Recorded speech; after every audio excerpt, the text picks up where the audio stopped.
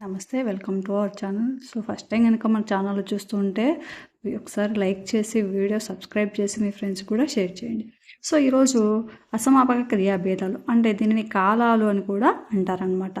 అంటే ఈ కాలాలు అనేవి మనకు కాంపిటీషన్ ఎగ్జామ్స్లో చాలా ఇంపార్టెంట్ అండి. మనకు 2 నుంచి 3 మార్కులు టెట్లో కానీ డిఎస్లో కానీ అడగడం జరుగుతూ ఉంటుందన్నమాట.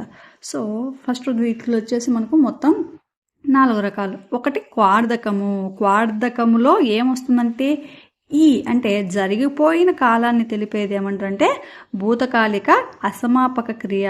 అసమాపకము అంటే ఆ పని పూర్తిగా జరగకపోవడాన్ని అసమాపకము అంటారు. అదే సమాపకము అంటే పనిని జరిగిపోయిన దాన్ని ఏమంటారంటే సమాపకము. పూర్తి అయిపోయిన దానిని సమాపకము అంటారు. జరిగిపోయిన దానిని అంటే పూర్తిగా జరగని దానిని అసమాపక క్రియ అని అంటారనమాట. చూడండి, చూసి ఈ అంటే ఇక్కడ ఈ పలకపోతుంది. ఇస్ ప్లస్ సి. ఆడి, చదివి ఇవన్నీ ఏమొస్తాయంటే క్వార్ధకం గురించి అనమాట. అంటే దీనిని భూతకాలము అని కూడా అంటారు. భూతకాలము అంటే జరిగిపోయిన దాన్ని ఏమని పిలుస్తామంటే భూతకాలము. ఇవి చూడండి చెప్తా. నేను నిన్న టీవీ చూశాను. టీవీ వి అంటే ఏమొస్తుంది అక్కడ ఈ వస్తుందన్నమాట. అంటే టీవీ చూశాను అంటే జరిగిపోయింది కాలం అనమాట. సో దాన్ని ఏమంటామంటే మనము క్వార్ధకము అంటారు. తర్వాత వచ్చేసి శత్రార్థకము. శత్రార్థము అంటే జరుగుతూ ఉన్న కాలము. అంటే ఇదేమవుతుందంటే వర్తమాన కాల క్రియను తెలియజేస్తుందంట అనమాట. శత్రార్థకం అనగానే మనకు జరుగుతూ చూడండి కాలాన్ని తెలిపేది వర్తమాన కాల అసమాపక క్రియ. చూస్తూ, ఆడుతూ. నేను చూస్తూ టీవీ చూశాను, ఆడుతూ తింటున్నాను, తింటూ టీవీ చూస్తున్నాను. ఊ అనేది మనకు శత్రార్థకంలో జరుగుతూ ఉన్న కాలంలో అంటే జరుగుతూ ఉన్న కాలాన్ని ఏమంటాము శత్రార్థకము. శత్రార్థకము అనగానే మనకేం గుర్తు రావాలి? ఊ అనేది గుర్తు రావాలన్నమాట. ఊ అనగానే ఓహో ఇది జరుగుతూ ఉంది అంటే వర్తమానము అనేది గుర్తుకు రావాలండి ఎగ్జామ్స్లో. తర్వాత ఛేదార్థకము. ఛేదార్థకము అంటే మనకు ఏ వస్తుంది. ఏ వచ్చినప్పుడల్లా మనకు ఏమవుతుంది? ఛేదార్థకం అవుతుంది. గుర్తుపెట్టుకోండి, ఎగ్జామ్స్లో మనకు చాలా ఇంపార్టెంట్.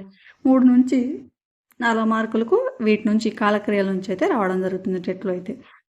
జరగబోయే కాలాన్ని తెలిపేదే భవిష్యత్తు కాల అసమాపక క్రియ. అంటే జరగబోయేదాన్ని మనకు ఆ వాక్యం జరగబోయేదాని గురించి తెలియజేస్తుంది అనమాట.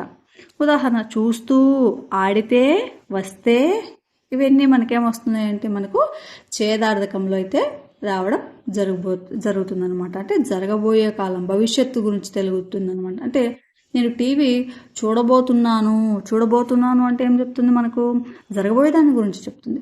నేను అన్నం తినబోతున్నాను అంటే జరగబోయేదాని గురించి చెప్తుంది అనమాట. అలా జరగబోయేదాని గురించి అంటే జరగబోయే కాలాన్ని తెలిపేదే మనకేమవుతుందంటే ఛేదార్థకము.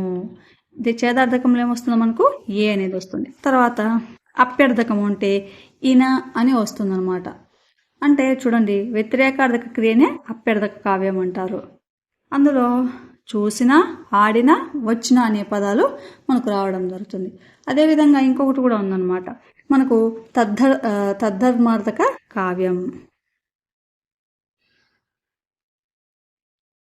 తద్ధర్మార్థక కావ్యం కాలం. తద్ధర్మార్థక కాలము. ఇదేం చేస్తుందంటే పై 3 కాలాలను సహజ సిద్ధంగా జరుగు వాటిని గురించి తెలియజేయనిది అంటే సూర్యుడు ఉదయించును అంటే జరుగుతుంది, ఖచ్చితంగా జరగబోయే దాని గురించి ఖచ్చితంగా జరగబోతుంది అనమాట. నీరు ప్రవహిస్తుంది, ఉపాధ్యాయుడు బోధిస్తాడు అంటే ఈ ఖచ్చితంగా జరుగుతాయి అనమాట. అంటే ఇలా ఖచ్చితంగా జరిగేదాంట్లో ఏమంటే తద్ధర్మార్థక కాలము అంటాం, వాక్యము అని అంటాం అనమాట. అంటే సూర్యుడు ఉదయిస్తాడు, తర్వాత సూర్యుడు ఉదయించును, సూర్యుడు ఉదయిస్తాడు, సూర్యుడు ఉదయించాడు. ఇలాంటివి పై 3 వాక్యాల గురించి మనకు తెలియజేస్తే అది ఏమవుతుందంటే తద్ధర్మార్థక కావ్యం అవుతుంది అనమాట. సో వీడియో చూస్తున్న వాళ్ళు ఒకసారి నచ్చితే లైక్ చేయండి, అదేవిధంగా సబ్స్క్రైబ్ కూడా చేయండి. థ్యాంక్స్.